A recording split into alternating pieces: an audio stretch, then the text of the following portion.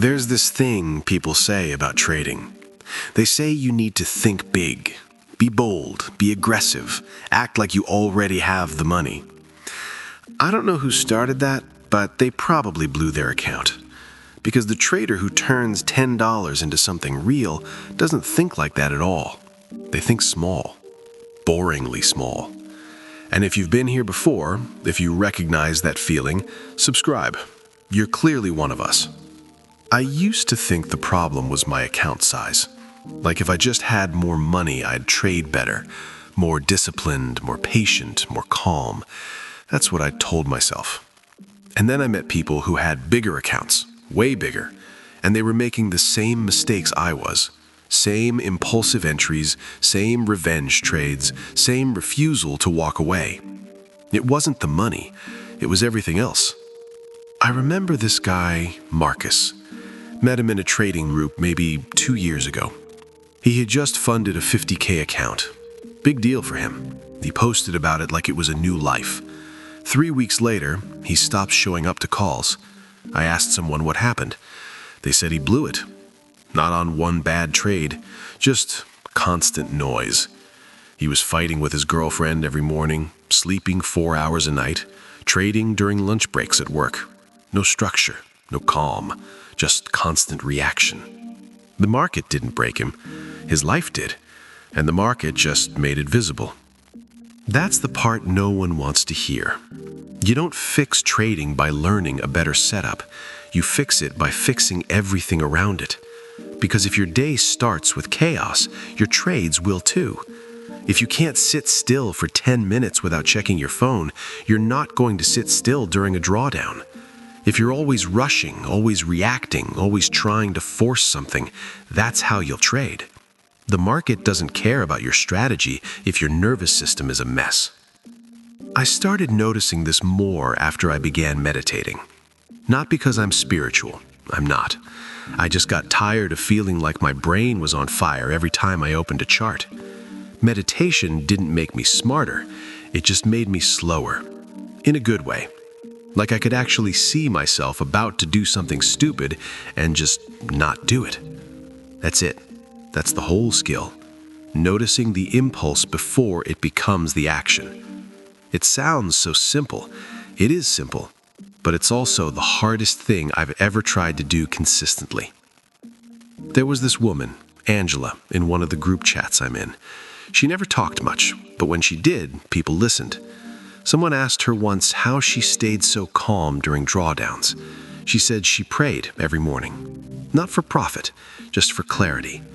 She said it reminded her that the market wasn't hers to control, that she was just participating, not forcing, not demanding, just showing up and doing her part. I'm not religious, but I understood what she meant. Because the moment you start needing the market to do something, you've already lost. My mentor told me something once that annoyed me for weeks. She was laughing when she said it, like it was obvious. She said, "You don't need a bigger account, you need a quieter life." I thought she was being dramatic, but she wasn't. She said most traders don't fail because they don't know how to trade. They fail because they're bringing too much unresolved energy into the market. Stress from work, tension from relationships, exhaustion from not sleeping. All of it shows up in the trade. You think you're trading the chart, but you're really trading your mood. I started paying attention to that more, not just in myself, in other people. There was this guy, Leo, who was always posting big wins, always confident, always talking about his next move. Then one day he disappeared for a month. When he came back, he said he'd been in a rough place. His relationship had fallen apart. He was drinking too much, trading too much, trying to use the market to feel better. He said the worst part wasn't losing money. It was realizing he'd been using trading as an escape. And the market doesn't let you escape. It just shows you what you're avoiding. There was also this woman, Priya. She traded part-time while working a full-time job. She had a $200 account. That's it. But she never rushed. She had a routine. Every morning, meditation, journaling, 1 cup of tea. She wouldn't even look at the charts until she felt settled. She said it wasn't about being calm, it was about being aware. knowing when she was off and choosing not to trade on those days. She didn't grow her account fast, but she never blew it either. And honestly, that's rarer than you think. I used to think discipline was about forcing yourself to follow rules. It's not. Discipline is about having enough internal stability that you don't need to force anything. You just do it, because it's already part of how you move through the day. That's what routines do. They remove decision fatigue. You don't wake up wondering if you should meditate or journal or review your trades. You just do it. Same time, same way, every day. It sounds boring. It is boring. But boredom is underrated. Because boredom means you're not reacting. You're not improvising. You're just following the process. And that's where consistency comes from. My mentor used to joke about this. She'd say, "You know who never blows their account? People with boring lives." She wasn't being mean. She was being accurate. The traders who last are the ones who don't need the market to be exciting. They don't need it to validate them. They don't need it to solve their problems. They just show up, do their thing, and leave. That's it. No drama, no fireworks, no heroic comebacks. Just repetition. And repetition builds something that excitement never does. It builds trust in yourself. I think about Marcus sometimes, the guy with the 50K account. I wonder what would have happened if he'd started with $10 and built the right habits first. If he'd learned to sit still, to notice his mood, to walk away when things felt off. Maybe he would have kept that account. Maybe not. But at least he wouldn't have learned the hard way that money doesn't fix anything. It just makes everything louder. There was another guy I knew, Sam. He used to trade while angry, like actually angry.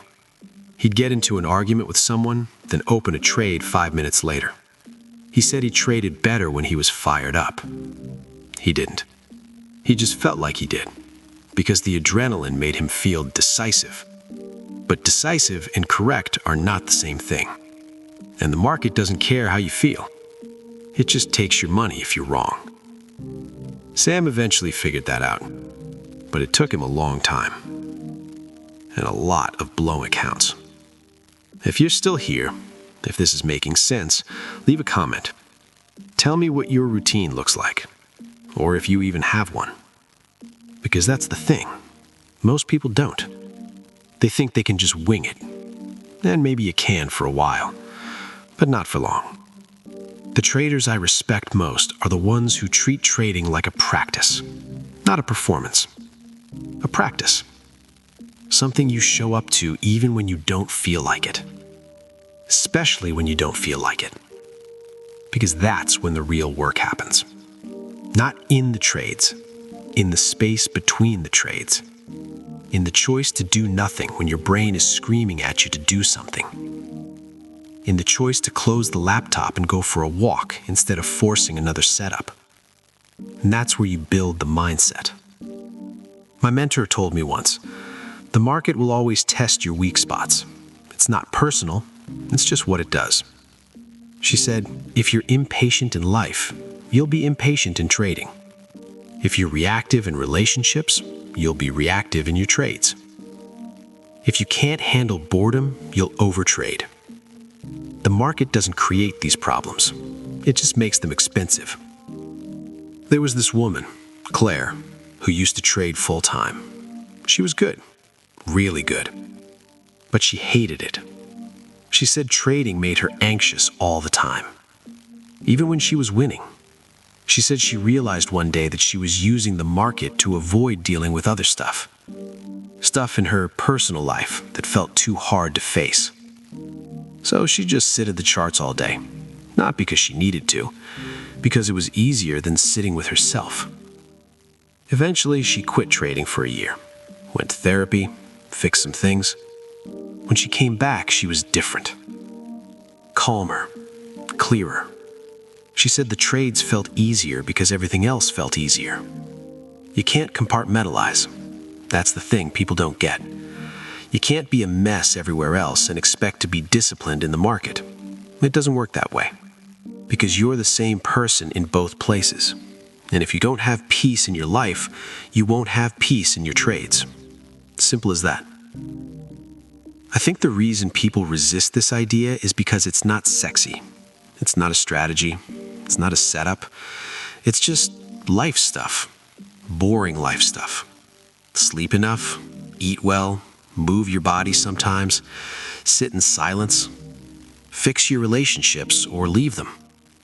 Stop lying to yourself about what's working and what's not. None of that sounds like trading advice, but it is. Because if you can't manage yourself, you can't manage risk. And if you can't manage risk, the size of your account doesn't matter. You'll blow it eventually. There was this guy, James. He had a rule. If he fought with his wife in the morning, he didn't trade that day. No exceptions. He said it didn't matter how good the setup looked. If his head wasn't right, he wasn't touching the market. People thought he was being overly cautious, but he wasn't. He was being honest. He knew himself well enough to know he couldn't separate his emotions from his decisions, so he didn't try. He just didn't trade. And honestly, that's one of the smartest things I've ever heard. The mindset that turns $10 into something real isn't built on ambition.